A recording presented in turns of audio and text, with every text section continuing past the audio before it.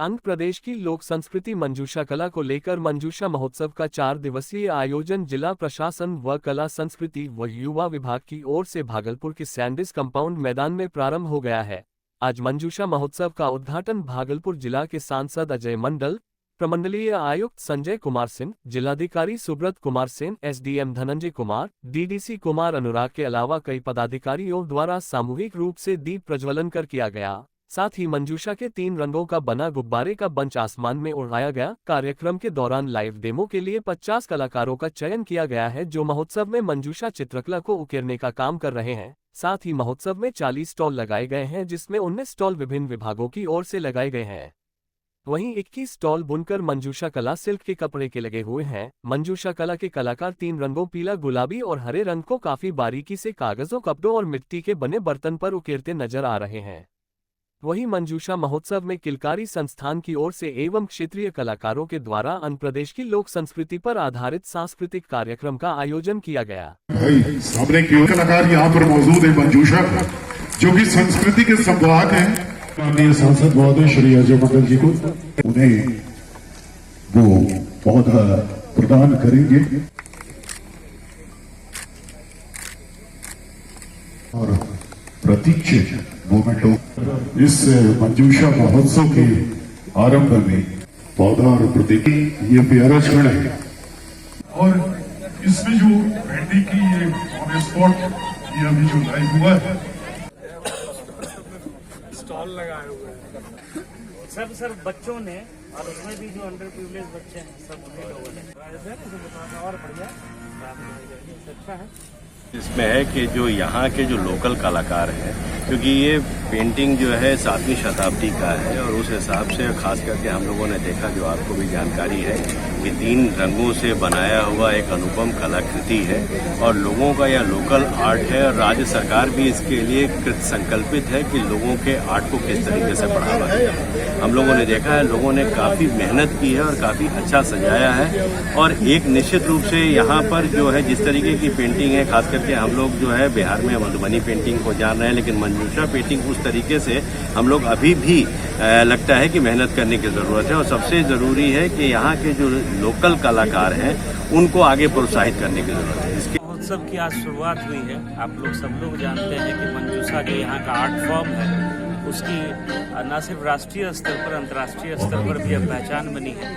और बहुत सारे कलाकार, नए बच्चे, युवक युवतियाँ मंजूषा को लेकर के काफी जो है इसको लेकर के उनका अट्रैक्शन बढ़ा है। Jawaharlal Nehru medical college first year के एक छात्र ने गले में फंदा लगाकर अपनी जीवन लीला समाप्त कर ली थी। घटना शनिवार की रात की है।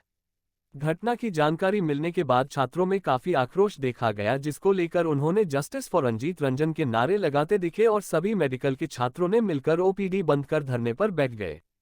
उन लोगों की मांगे हैं जो फर्स्ट ईयर का छात्र रंजीत रंजन था, वह कॉलेज के रवैया से काफी प्रताड़ित हुआ था। वह काफी गरीब परिवार से ताल्लुकात रखता था।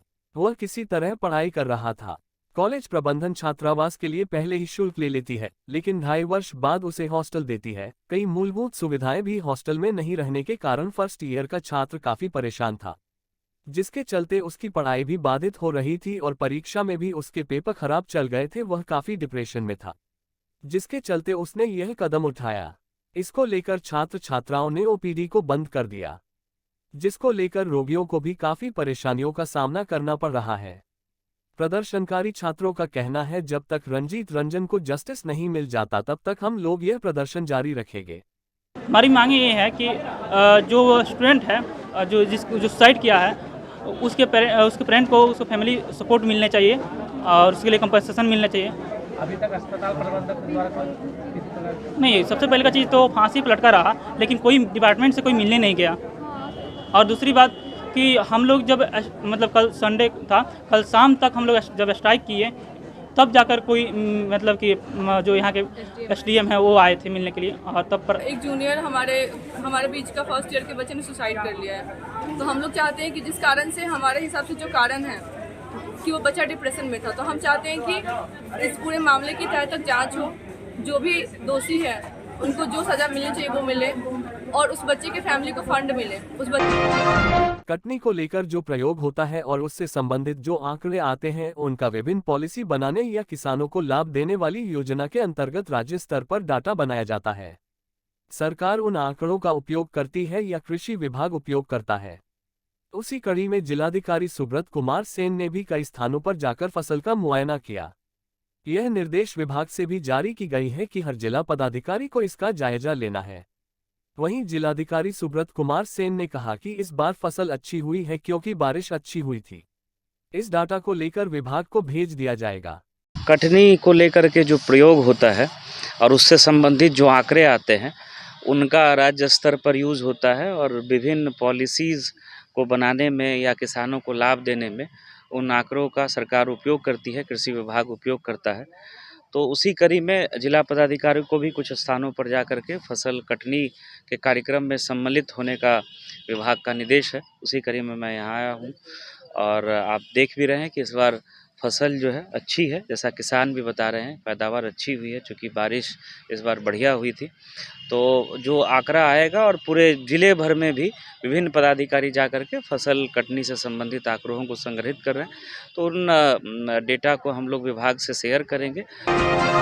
भागलपुर में बालू माफिया अवैध बालू का कारोबार धड़ल्ले से कर रहे हैं। कई बार इन माफियाओं के अवैध खनन को लेकर छापा मारने गई पुलिस और खनन पदाधिकारी पर जानलेवा हमला भी किया गया है। विभागीय निर्देश के बाद मधुसूदनपुर पुलिस ने अवैध बालू खनन व परिवहन के खिलाफ छापेमारी अभियान चलाए। इस दौरान नाथनगर दोगछी की तरफ से आ रहे बालू लदे ओवरलोडिंग 4 मिनी हाइवा को पुलिस ने खदेड़कर पकड़ लिया। बालू माफिया के पास चालान तो होती है, लेकिन अवैध तरीके से बालू ओवरलोड कर परिवहन किया जाता है। इधर पुलिस ने मिनी हाइवा को जब्त कर आगे की कार्रवाई में जुट गई है।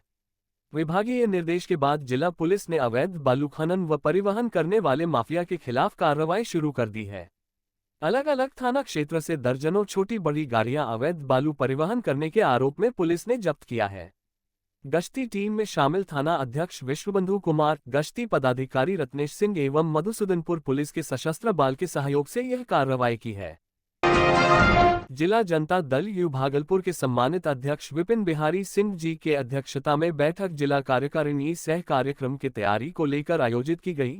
बैठक में सर्वसम्मति से यह निर्णय लिया गया कि आगामी 6 दिसंबर 2022 को दिन के 12 बजे भागलपुर शहर के बीचों बीच घंटाघर चौक से खलीफा बाग चौक होते हुए स्टेशन अंबेडकर चौक तक पैदल मार्च जिला जनता दल यू के तमाम साथी डॉक्टर भीमराव अंबेडकर साहब के परिनिर्वाण दिवस के शुभ अवसर पर कार्यक्रम में शामिल होंगे। अंबेडकर चौक पर पहुंचने के बाद बाबा भीमराव अंबेडकर साहब की प्रतिमा पर माल्यार्पण करके नुक्कड़ सभा का आयोजन किया जाएगा। इस बैठक के दौरान कई कार्यकर्ताओं ने अपना अपना सुझाव दिए। इस अवसर पर जदयू के कई गणमान्य अधिकारी और कार्यकर्ता शामिल थे। यह जानकारी जदयू के जिला महासचिव सह प्रवक्ता शिशुपाल भारती ने दी।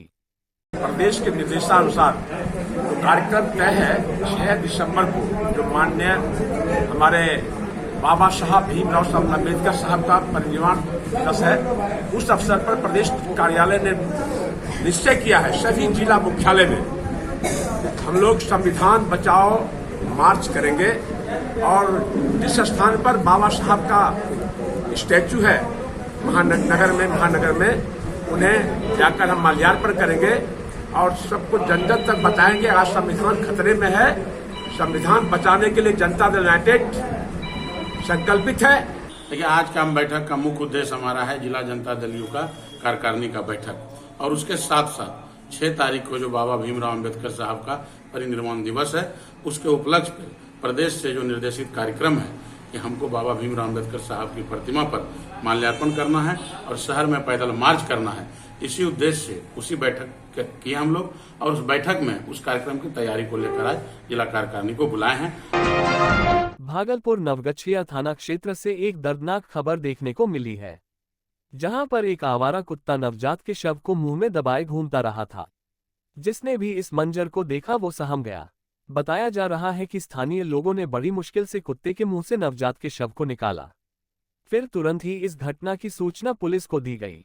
मौके पर पहुंचकर पुलिस ने शव को कब्जे में लिया और पोस्टमार्टम के लिए भेजा। कुत्ते के जिस नवजात को अपने जबड़े में दबा रखा था वह एक लड़की का शव था।